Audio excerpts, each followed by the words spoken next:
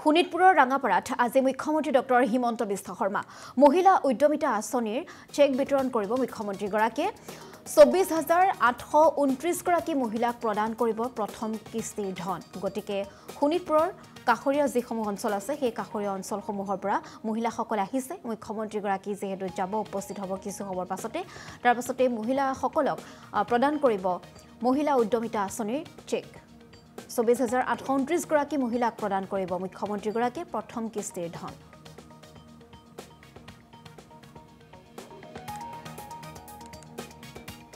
সরকারে বহুত টাকা খরচ করিলে কিন্তু মানুষের পরিবর্তন হল নিশ্চিতভাবে রাইজর কারণে কাম করিলে নিশ্চিতভাবে কাম করিলে রাইজে আশীর্বাদ দিয়ে আজি আমি ১০,০০০ লাখ কোটি হওয়াটো কেতিয়াও কামনা নকৰে আৰু সেইটো কথা আপোনালোকে আজি আমি ইয়াত আহিছোঁ আমাৰ মৰমৰ মামা আহি আছে আৰু মোৰ মাও সেইবিলাক পাব ১০,০০০ টকা পাব গোটৰ ফালৰ পৰা তো সেইটো মানে আমাৰ বহুত উপকাৰ কিয় আমাৰ ভাইটিৰ এতিয়া এক্সিডেণ্ট হৈছে আমাৰ ফিনান্সিয়েল বহুত উইক হৈ আছোঁ যদি সেইটো দি আমি কিবা আগবাঢ়িব পাৰোঁ সেইটো মানে বহুত ভাল হৈ আছে আৰু মই গুৱাহাটীত হেৰি কৰি আছোঁ ট্ৰিটমেণ্টৰ কাৰণে আহিছোঁ এইবিলাক ডকুমেণ্টছো লৈ আহিছোঁ মামাক দেখাম বুলি যে কিবা যদি আমাক সহায় কৰি দিয়ে MLA ছাৰে আমাক সহায় কৰিছে আৰু এতিয়া আমি মানে মামাৰ তাতো আহিছোঁ আৰু নাম প্ৰিয়ংকা দাসপাল মই ইয়াতে আহিছোঁ আমাৰ যে আঁচনিটো দিছে মামাই তো এইটোৰ কাৰণে আমি আহিছোঁ আৰু মামাই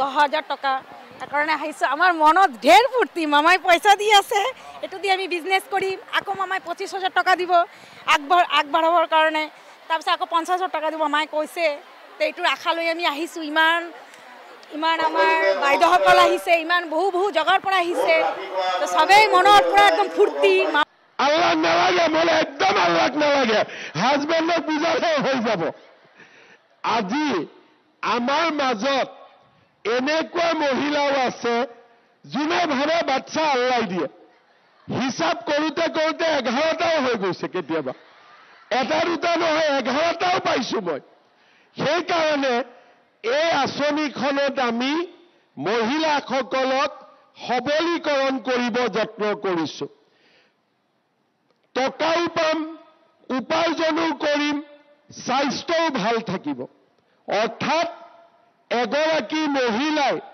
কম বয়সতে ৬টা ৭টা ৮টা বাচ্চা যদি ঘৰত জন্ম দিব লাগে মহিলাগৰাকীৰ স্বাস্থ্য কেনেকুৱা থাকিব আমি সব কথা চিন্তা কৰিছোঁ বাল্য বিবাহ বন্ধ কৰিছোঁ সৰু বয়সত ছোৱালীক বিয়া দিব নালাগে মহিলাসকলক বুজাইছোঁ যে ৩-৪টাতকৈ বেছি ঘৰত বাচ্চা হ'ব নালাগে এতিয়া আমি আৰু এটা কাম কৰিব খুজিছোঁ সেইটো কৰাৰ কাৰণে দুই এজনে মোক বেয়াও পাব আমাৰ ঘৰত এজন পত্নী থাকোঁতেই কিছুমানে আকৌ ২ নম্বৰ এগৰাকী লৈ আহে আকৌ চান্স পালে ৩ নম্বৰো লৈ আহে আৰু তাৰ পিছত সুচুক চামাককৈ ৪ নম্বৰ এগৰাকী লৈ আহে কিয় আনিলে ৪টা বিয়া কৰালে বোলে নহয় আমাৰ ধৰ্মই কৈছে নহয় ৪টালৈকে বিয়া কৰাব পাৰোঁ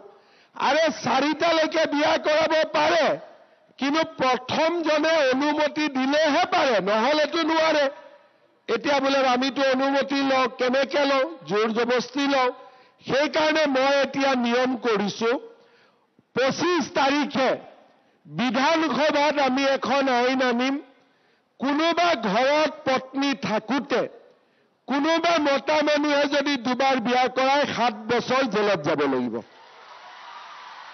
ভাল হ'বনে বেয়া হ'ব ভাল হ'বনে বেয়া হ'ব আজি আমাৰ অসমত মহিলাসকলে যি কথা ক'ব নোৱাৰিছিল আজি মহিলাসকলে ক'ব নোৱাৰা কথাখিনি মই কৈ আছোঁ হয়নে নহয় ছোৱালীয়ে 13 বছৰতে বিয়া হৈ দিয়ে বেচেৰীয়ে ক'ব নোৱাৰে গতিকে এতিয়া ছোৱালীজনী হৈ মামাই কৈ আছোঁ যে 18 বছৰ নোহোৱালৈকে বিয়া দিব নোৱাৰে মাকৰ সন্তান জন্ম দিব ইচ্ছা নাই দিবলগীয়া হয় এতিয়া আমি বুজাই আছোঁ দ্বিতীয় বিবাহনো কোনে সন্মতি দিব কিন্তু উপায় নাই সেইকাৰণে মই কৈছোঁ দ্বিতীয়বাৰ বিয়া কৰোৱাৰ লগে লগে 7 বছৰ আমাৰ লগত গেষ্ট হৈ আহিবি, আমাৰ লগত জেলত থাকিবি, সমস্যা একো নাই।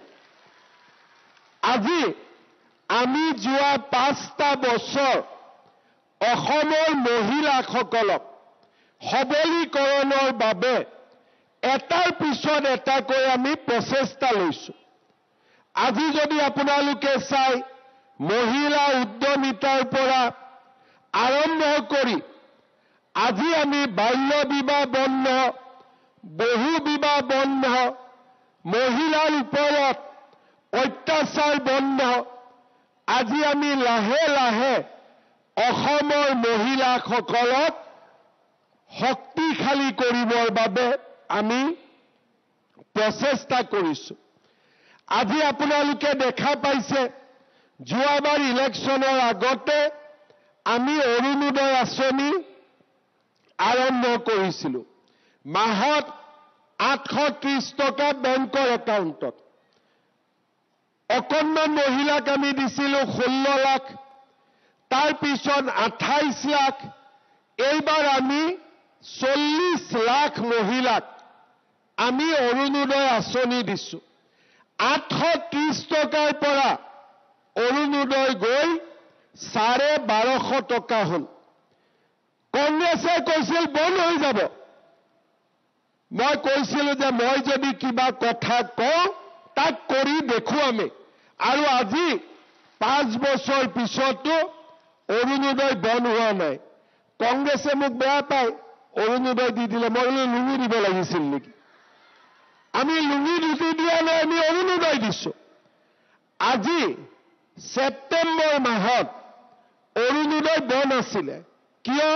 নতুনৰ পৰা পুৰণাৰ পৰা নতুনত যাব লাগে। মই মিটিঙলৈকে যাওঁ, পুৰুষবিলাকে মোক সোধে, মামা অৰুণোদয় কিয় বন্ধ আছে? তেতিয়া মই বুজিলোঁ যে পুৰুষৰ অৰুণোদয়ৰ লগত কি কাম আছে।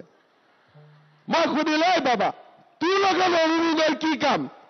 বোলে নাই মামা, সুধিলোঁ আৰু পিছত মই গম পালোঁ যে আমাৰ আজিকালি হাজবেণ্ডসকলে ঘৰত মহিলাক 8 তাৰিখৰ পৰা সুধি থাকে, অৰুণোদয় সোমালে নাই?